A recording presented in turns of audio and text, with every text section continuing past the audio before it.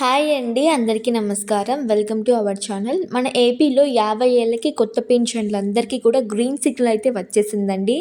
ఇక మరికొన్ని గంటల్లోనే ఈ పథకం అనేది అమల్లోకి రాబోతుందండి. కాకపోతే ఇంకా అప్లై చేసుకొని వాళ్ళకి రెండవ అవకాశం అయితే కల్పించడం జరిగిందండి. ఈ 5 ప్రూఫ్స్ కన్నా ఉన్నట్లయితే మీ అందరికీ కూడా 50 ఏళ్ళకి ఈ కొత్త పెన్షన్‌ల డబ్బులైతే రాబోతున్నాయండి. మరి ఎంత డబ్బు జమ అవుతుంది? ఎవరెవరికి జమ అవుతుంది? అసలు ఈ రెండవ అవకాశం ఏంటి? ముందుగా ఎవరికి డబ్బు జమ అవుతాయి అన్న పూర్తి ఇన్ఫర్మేషన్‌ని మనం ఇప్పుడు తెలుసుకుందామండి. అంతకంటే ముందుగా మొదటిగా మన ఛానల్‌ని చూస్తున్న వాళ్ళు ఉంటే ప్లీజ్ సబ్స్క్రైబ్ చేసుకోండి. మీకు ఈ వీడియో నచ్చినట్టయితే కొంచెం లైక్ చేసుకోవడం మాత్రం మర్చిపోవద్దండి. ఇక ఈ పింఛన్లలో భాగంగానే వితంతువు పింఛన్ కూడా 4,000 రూపాయలు ఏపీ మహిళ చేతులకు అందడానికి సిద్ధంగా ఉందండి. ఇక ఈ అర్హతలు ఉంటే ఏపీ మహిళల ఖాతాల్లోకి 4,000 రూపాయల డబ్బు జమ కావడానికి అయితే సిద్ధంగా ఉందండి. ఇక ఇప్పటికే ప్రభుత్వం వచ్చేసి 2 సంవత్సరాలు అయితే ముగిసిందండి. ఇక జూన్ నెలతో 3వ సంవత్సరంలోకి అడుగు పెట్టబోతుంది. ఇంకా ఇప్పటికీ కూడా కొత్త పెన్షన్లు అయితే మన ఏపీ ప్రజలకి రాకపోవడంతో చాలా మంది పింఛన్దారులు ఇబ్బందులు పడుతున్నారండి. ఇక ఆ ఇబ్బందులందరికీ కూడా బ్రేక్ పడే అవకాశం అయితే వచ్చేసిందని చెప్పి సీఎం చంద్రబాబు గారు చెప్పడం జరిగిందండి.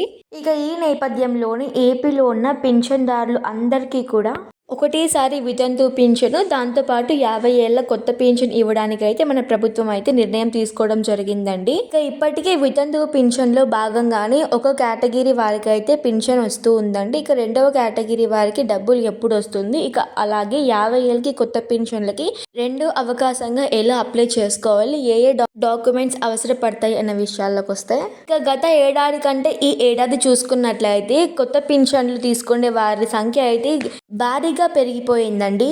ఇంకా ఈనాటికి కూడా ఈ కొత్త పెన్షన్ల డబ్బులు అయితే విడుదల చేయలేకపోతుందండి మన ఏపీ ప్రభుత్వము. అయినప్పటికీ కూడా ఇంకా దరఖాస్తులు అయితే నమోదవుతూనే ఉన్నాయండి. ఇక తాజాగా ఇప్పుడు వచ్చిన అప్డేట్స్ ప్రకారం చూసుకున్నట్లయితే వితంతు పింఛన్లకి 4,000 రూపాయలు, దాంతోపాటు కొత్త పింఛన్లకి 50 ఏళ్ళ పింఛన్లకి మనకైతే ప్రభుత్వం గ్రీన్ సిగ్నల్ అయితే ఇచ్చేసిందండి. మనం ఇక్కడ గమనించాల్సింది ఒకటి ఉందండి. ఇప్పటికే సీఎం చంద్రబాబు గారు పరిపాలనలోకి వచ్చి 2 సంవత్సరాలు అయితే ముగిసిందండి. ఇక జూన్ నెల ప్రారంభంతో 3వ సంవత్సరంలోకి అయితే అడుగు పెట్టబోతున్నారండి. ఇక ఆ సందర్భంలో భాగంగానే మన ఏపీలో ఉన్న పింఛన్దారులందరికీ కూడా ఈ కొత్త పింఛన్లు విడుదల చేయబోతున్నారు. దాంతోపాటు వితంతు పింఛన్లు 4,000 రూపాయలు కూడా విడుదల చేయాలని చెప్పి నిర్ణయం తీసుకోవడం జరిగిందండి. ఇక ఈ జూన్ నెల నుంచి దరఖాస్తులు ప్రారంభం చేయబోతున్నామని, ఎవరికైతే అర్హత ఉందో వారందరూ కూడా అలర్ట్గా ఈ పనులన్నీ ముగించుకోవాలని చెప్పి సీఎం చంద్రబాబు గారు తీర్మానించడం జరిగిందండి. ఇక ముందుగా మన ఏపీలో ఉన్న రూల్స్ ప్రకారం చూసుకున్నట్లయితే ముందుగా పెన్షన్ పొందే వారికి 2 కేటగిరీ ఉండాలి కదండి. ఆ 2 కేటగిరీలకైతే ముందుగా మన ఏపీ ప్రభుత్వము ప్రాధాన్యత అనేది కల్పిస్తుందండి. ఆ 2 కేటగిరీల తర్వాత అయితే మిగతా అన్ని పెన్షన్లు కూడా డబ్బులు అనేది వారి ఖాతాలలో కానీ వాళ్ళ చేతులకు కానీ జమ అయిపోతుంది. ఇక ముందుగా 50 ఏళ్ళ కొత్త పెన్షన్ చూసుకున్నట్లయితే మనకి సీఎం చంద్రబాబు గారు ప్రమాణ స్వీకారం చేసుకున్నప్పుడే ఎన్నికల మేనిఫెస్టోలో ఈ విషయం చాలా ప్రతిష్టాత్మకంగా చెప్పడం జరిగిందండి. ముఖ్యంగా ఈ 50 ఏళ్ళ పెన్షన్ అనేది చాలా మందికి ఉపయోగపడే పెన్షన్ అండి. ఇక ఈ 50 ఏళ్ళ కొత్త పెన్షన్ అనేది ఎవరికి వస్తుంది అని చూసుకున్నట్లయితే ముందుగా అయితే ఎస్సీ, ఎస్టీ, బీసీ, మైనారిటీ కులాల వాళ్ళకైతే 50 ఏళ్ళు పైబడి ఉండాలండి. వాళ్ళందరికీ కూడా ఈ కులాల వాళ్ళకి ఎస్సీ, ఎస్టీ, బీసీ, మైనారిటీ కులాల వాళ్ళకైతే ఈ 50 ఏళ్ళ కొత్త పెన్షన్ అనేది వస్తుందండి. కాబట్టి ఈ కులాల వాళ్ళందరికీ కూడా 50 ఏళ్ళు ఖచ్చితంగా ఉండాలండి. 50 ఏళ్ళకి ఒక్క సంవత్సరం తక్కువ ఉన్నా, అంటే 49 ఇయర్స్ ఉన్నా, ఒక్క రోజు తక్కువ ఉన్నా కూడా మీకైతే ఈ పథకం అనేది అనర్హతలుగా గుర్తిస్తుంది. ఖచ్చితంగా ఈ కులాలు ఉన్న వారందరూ కూడా 50 ఏళ్ళు పైబడి ఉంటేనే ఈ పథకానికి అర్హతలండి.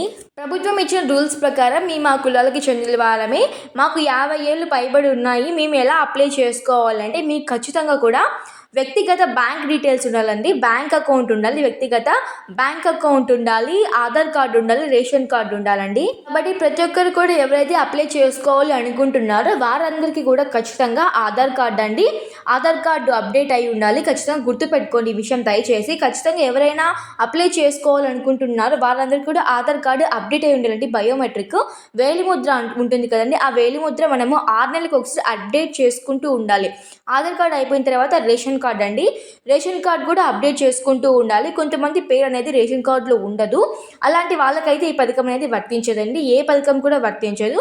రేషన్ కార్డులో ఖచ్చితంగా మీ పేరు అనేది ఉండాలి. ఆ తర్వాత ఈకేవైసీ, ఎన్పిఐసిఐ లింక్ అనేది కూడా ఖచ్చితంగా ఉండాలి. ఈ ప్రూఫ్స్ అన్నీ కూడా కరెక్ట్గా ఉన్నట్లయితే ఈ పథకానికి మీరైతే అర్హతలుగా గుర్తిస్తుందండి మన ఏ ప్రభుత్వం అయితే. అలాగే ఇంకొక ముఖ్యమైన విషయం అండి, మీ ఆధార్ కార్డ్‌కి అయితే పర్మనెంట్ ఫోన్ నంబర్ అనేది లింక్ చేసుకోండి. ఎందుకంటే చేంజ్ అవుతూ ఉంటే ఫోన్ నంబరు చాలా పెద్ద హెడేక్ అండి. ఇలా ప్రాసెస్ అనేది చాలా పెద్దగా ఉంటుంది మార్చుకోవాలనుకుంటూ ఉంటే. సో, ఖచ్చితంగా కూడా మీరైతే పర్మనెంట్ నంబర్ అనేది ఇచ్చుకోండి ఆధార్ కార్డ్‌కి. ఆ తర్వాత మీరు బయోమెట్రిక్ కూడా మీరైతే అప్డేట్ చేసుకుంటూ ఉండాలి. మీరైతే పింఛన్ తీసుకున్న తర్వాత ఖచ్చితంగా వేలిముద్ర వేయాల్సి ఉంటుంది. ఆ వేలిముద్ర కరెక్ట్‌గా రావాలంటే మీరైతే బయోమెట్రిక్ 6 నెలలకు ఒకసారి అప్డేట్ చేసుకుంటూ ఉండాలండి. ఇప్పుడు ఈ ప్రూఫ్స్ అనేవి తప్పనిసరి అండి. ఈ ప్రూఫ్స్‌లో భాగంగానే క్యాస్ట్ సర్టిఫికేట్ అనేది చాలా ఇంపార్టెంట్ అండి ఈ పథకం అమలు చేయడానికైతే. ఎందుకంటే ఇది క్యాస్ట్ పరంగా ఇస్తున్న పథకం కాబట్టి ఖచ్చితంగా క్యాస్ట్ సర్టిఫికేట్ అనేది చాలా ఇంపార్టెంట్ అండి. ఇక్కడ మీరు గుర్తుపెట్టుకోవాల్సిన విషయం అనేది ఒకటి ఉంటుందండి. ఏంటంటే ఎస్సీ, ఎస్టీ, బీసీ, మైనారిటీ కులాలకి మాత్రమే ఈ పథకం అనేది వర్తిస్తుంది. కాబట్టి ఇక్కడ ఓసీ జనరల్ కేటగిరీస్‌కి ఈ పథకం వర్తించదు. కాబట్టి మీరు ఏ కులం వారై చెంది ఉంటారో ఆ విషయం తెలుసుకోవడం కోసమైతే ప్రభుత్వానికి మనం క్యాస్ట్ సర్టిఫికేట్ దరఖాస్తు చేసుకోవాల్సి ఉంటుందండి.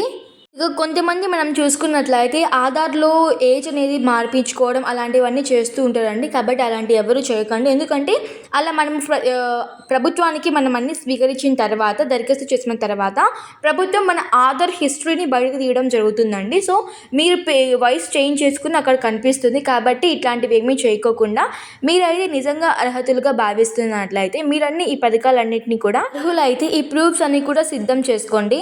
ఇక ఈ నెల చివరి వారం నుంచి అయితే ప్రభుత్వము దరఖాస్తులు స్వీకరించబోతుందండి. దరఖాస్తులు అనేవి తీసుకున్న తర్వాత సర్వే అనేది కండక్ట్ చేస్తుందండి. ఆ సర్వేలో ఇది ఓకే అని అంటే ఇది నిర్ధారణ అయిన తర్వాతనే వీళ్ళకి అర్హులు అని గుర్తించిన తర్వాతనే మన ఖాతాలలోకి పింఛన్ల ఖాతాలలోకి డబ్బులు అనేది రాబోతుందండి. కాబట్టి ప్రతి ఒక్కరు కూడా అర్హులైన వారు Aadhaar card, ration card, eKYC, NPCI link ఇవన్నీ కూడా దానికంటే ముందుగా క్యాస్ట్ సర్టిఫికేట్ అండి. ఇవన్నీ కూడా మీరైతే సిద్ధంగా పెట్టుకోండి. సో, మనకైతే ఈ నెల చివరి వారం నుంచి మనకైతే దరఖాస్తులు స్వీకరించబోతున్నారండి ఏపీ ప్రభుత్వం వారు. కాబట్టి అర్హులు అయిన వారు వితంతు పింఛన్‌కి అలాగే 50 ఏళ్ల కొత్త పింఛన్‌కి కూడా దరఖాస్తులు ప్రారంభించుకోవడానికైతే అన్ని ప్రూఫ్స్ అన్ని రెడీగా పెట్టుకోండి. ఎందుకంటే మళ్ళీ మీరు అప్పటికప్పుడు అప్డేట్ చేసుకుంటే సిస్టమ్ అనేది ఓకే చేయదు.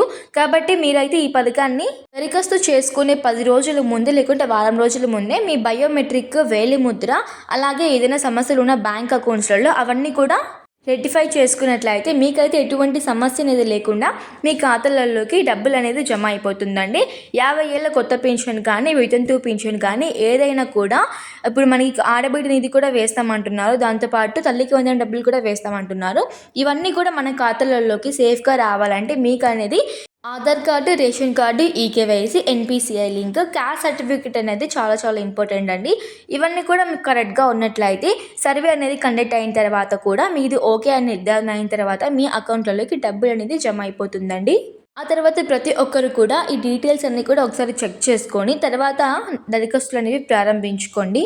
ఇక 50 ఏళ్ళకి కొత్త పెన్షను ఒక్క నెల తక్కువ ఉన్నా కూడా మీకు అనేది ఈ పథకం వర్తించదండి. ఖచ్చితంగా 50 ఏళ్ళు పైబడి ఉండాలి. 51, 22 సంవత్సరాలలో ఉంటే వాళ్ళకనేది ఈ పథకం వర్తిస్తుందండి. సో, ఈ డీటెయిల్స్ అన్నీ కూడా దరఖాస్తు చేసుకునే ముందే మీరైతే వెరిఫై చేసుకుంటే చాలా మేలండి మీకే. సో, ఇంతవరకు చూసినందుకు thank you for watching my video అండి. ఇలాంటి మరిన్ని అప్డేట్స్ కోసం అయితే సబ్స్క్రైబ్ చేసుకోవడం మాత్రం మర్చిపోద్దండి. వీడియో నచ్చితే కొంచెం లైక్ చేసుకోండి. Thank you.